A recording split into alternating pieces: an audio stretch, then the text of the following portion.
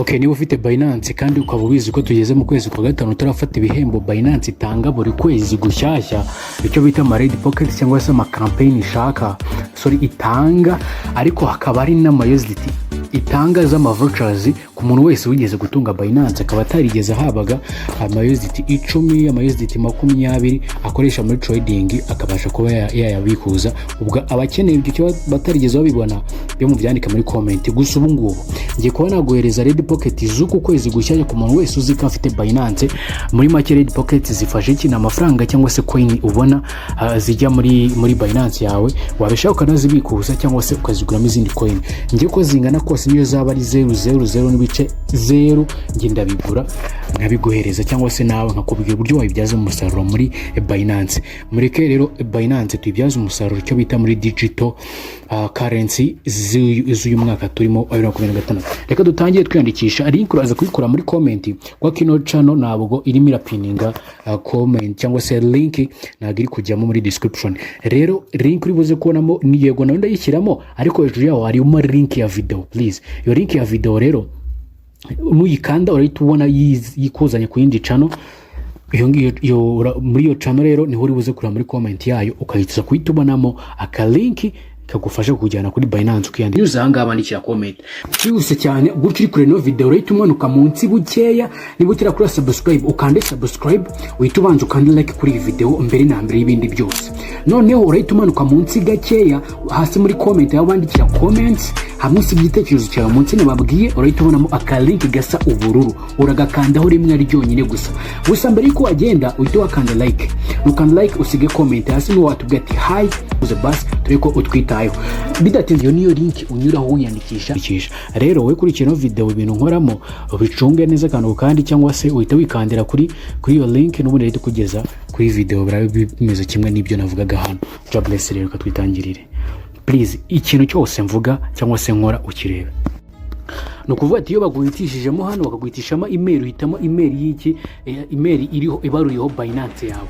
Iyo ibaruriyeho Binance yawe niyo ukoresha. Umuntu afite Binance please nayitandika muri comment byose cyane mufashe uburyo uyandikisha muri Binance, hanyuma ukabasha kuba wahabaga n'amadolari 30 ubasha kuba wakoresha mu gihe uri muri trading. Turaza ukande kuri grand share, ugikanda grand share ako kanya kwa wahisemo email yawe, then urategereza hano gutya gato bigiye guhita birodinga, hanyuma kwa wahisemo continue with the Google mu gihe babikubajije. Ariko iyo wakoresha application ho bita byijyana mu ikanze kuri, iyo udakanze kuri stay here ugakanda kuri go to app niko bita bigenda ako kanya already. Urategereza birodinge byilogingemo, hanyuma iyo bagusabye verification urayitanga. Verification ni ya verification bagusaba ku bantu muzi gukoresha nyine Binance. Bingi murabizi ko basaba verification, wowe utabizi utasobanukiye Binance muri comment ariko vuba twose cyane tubite ngufasha. Kandi nakubwiye ngo niba udafite link nakubwiye ahantu yivana, urayivana ngo munsi muri comment. Biko byumva neza, urayivana ngo munsi muri comment ahita kuzana ku yindi video. Iyo video urayikanda like gusa, ukoreho subscribe kuri iyo channel uri buze gusangaho. Hanyuma ikindi urahita ukora, urahita muri comment yaho munsi urahita ubonamo link igufasha kuba kwiyandikisha ko iyi channel ntabwo yabasha kuba ya holdinga link.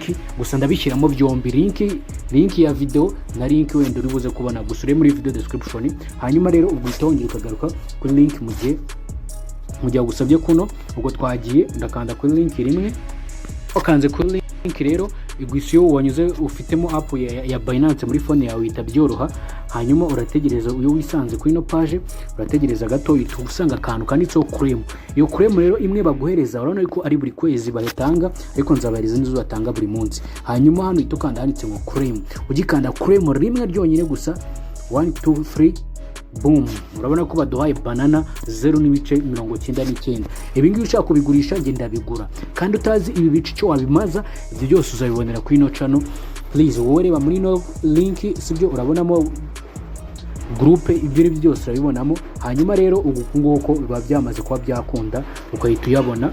Hanyuma ikindi ugahita ukanda kuri kano kantu ka close, closinga ukabasha kuwabona ayanga yabaguhereza niyo usangaho. Ibi 0.0 niyo zaba 0.10 ngenda zigura bihwanye n'agaciro ubishakamo cyangwa kwereka ubundi buryo wayibyaza mu musaruro. So thanks for this video around. Nagushimiye cyane rero ushaka kugira ngo urebe ko yakugezeho rero kuri Binance yawe. Icyo gihe uzaza he, uzasubira inyuma rimwe uzakanda back rimwe, sibyo niko nyine uzabigenza. Uzakanda back rimwe, wongere nugaruka inyuma uzahita usanga kuri balance yawe amafaranga yagiyeho. Uzayakuraho rero nuko uzazanganditse ngo assets, waza kuri assets icyo gihe uzategereza gakeya, hanyuma nuza kureba uzasanga ufiteho banana zawe. Dore ngizi zino banana nizo bamaye kuko nizo nari maze kuba nakweminga. Dore ngizi zanjye zo kuri Binance. Ushaka kuzigurisha cyangwa ushaka kugira ikindi kintu zimaza zikakubyarira umusaruro muri Binance, nyandikira hasi muri comment please, uraza kuba wabibona. Nuko gukanda like ndetse mumbira ati ja bless on the very around. Reka dukomeze sasa. Hanyuma sasa haba ari umuntu ufite Binance atarigeze ahabwa amadolari 30 yiwe, batanga nk'ibihembo ku buryo ayacuruza akayabyaza ayo mafaranga akayabikuza. Niba urimo andika hasi muri comment, andika ngo 30, wewe wandike ati hayi 30 gusa, hayi 30, hashtag 30 niyo gukoresha kugira ngo mite mbibafasha byuse cyane automatique, birihuta cyane. Wowe umenye ko kanze like no video, ibintu byose nyine pe wowe bikore. Ndagushimiye cyane, ndakoze.